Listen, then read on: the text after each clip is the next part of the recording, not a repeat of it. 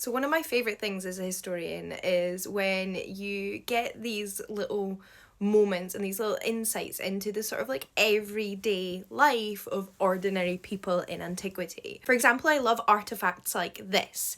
This is an articulated doll made out of bone, carved bone, that dates to around the 4th or 3rd century BCE and originates from Greece. It's currently owned by the Metropolitan Museum in New York. But if, like me, you're not in New York, you can obviously have a look at it online. And I just think it is such an incredible piece of history. And if, like me, you collect dolls, you'll know that not even all modern dolls are articulated. This is incredible, the fact that the arms and the legs would have been able to move. But while this artifact might not have huge political significance, I do think it's interesting to consider the child or even adult that might have prized this possession that it might have belonged to and what it might have meant to them. And we don't just find evidence of dolls in the archaeological record, they're also referenced in some of the texts that survive from antiquity. So there's one fragmentary poem written by a woman named Irina who is lamenting the passing of her friend Balkis, and this fragment comes from around, again, the 4th century BCE,